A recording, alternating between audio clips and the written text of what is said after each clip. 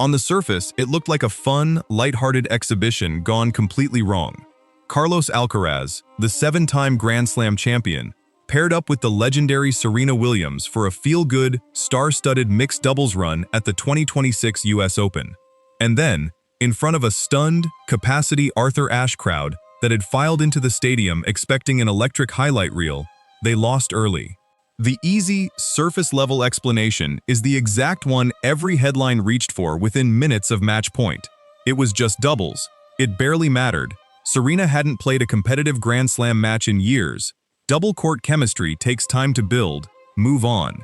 But inside the locker room, that surface-level explanation does not sit right with anyone who actually sat down and watched every point of that match. Because this was not really about doubles at all. It was the first live, high-definition look at a right wrist that had not faced real match pressure in over 4 full months. And the physical and psychological results were far more revealing than anyone on commentary was willing to say out loud to a primetime audience. So what actually went wrong out there on Arthur Ashe Stadium? And why does a throwaway mixed doubles scoreline matter so much more than the official media narrative suggests it should? To understand the real significance of those two brief sets, you have to look closely at the timeline. Carlos Alcaraz had not played a single competitive point since late April, when a tendon sheath injury in his right wrist cut his season down in Barcelona and kept him out of Roland Garros, Queen's Club, and Wimbledon entirely. Mixed doubles with Serena Williams was not just a fun, fan-service sideshow before his single campaign kicked off. It was, whether his team wanted to frame it this way publicly or not, his absolute first real test in front of a roaring crowd, under the blinding stadium lights, with an official scoreline on the line.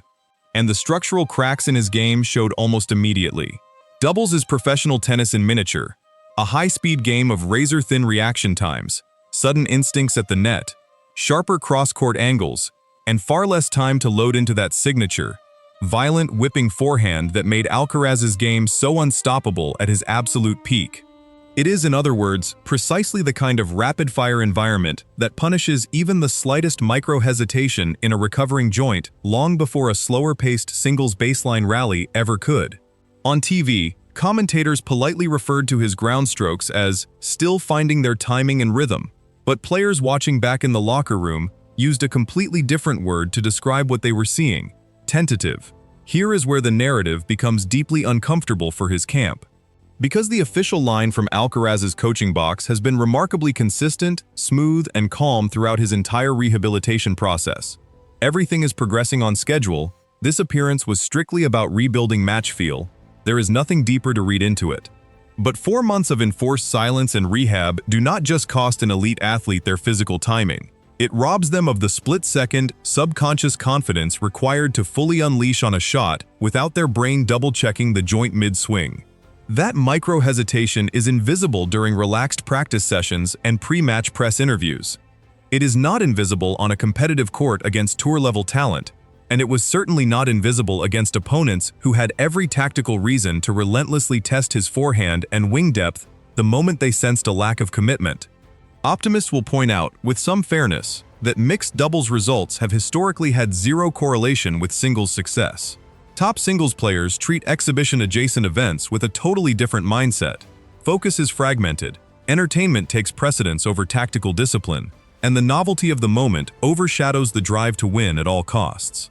All of that is fundamentally true, and yet, none of it fully accounts for the specific, physical way Alcaraz looked uncomfortable extending fully on his forehand side in precisely the situations his medical team claimed had already been resolved. There is, however, a secondary version of this story that has very little to do with his wrist joint at all, and everything to do with psychological gravity of a completely different kind. Sharing a court alongside Serena Williams, in her first Grand Slam appearance of any kind since her emotional farewell in 2022, in front of a hyper-attuned crowd that turned up to witness a living legend, far more than a routine scoreline, carries an enormous, invisible weight. Every missed volley got magnified tenfold. Every lost service point felt like it belonged to a massive cultural moment rather than a standard tennis match. It is entirely plausible that Alcaraz was not simply managing a recovering joint out there. He was managing the immense, suffocating psychological pressure of playing alongside one of the greatest icons in sporting history. while simultaneously trying to convince himself, his team, and the world that his body was ready for the singles tournament that actually defines his season. Either version of this story should concern his inner circle far more than a routine doubles loss ever normally would. If this was primarily about the wrist, then the 4 expensive months everyone assumed had fully repaired his body have not erased the deep-seated psychological instinct to protect the joint when the pressure spikes.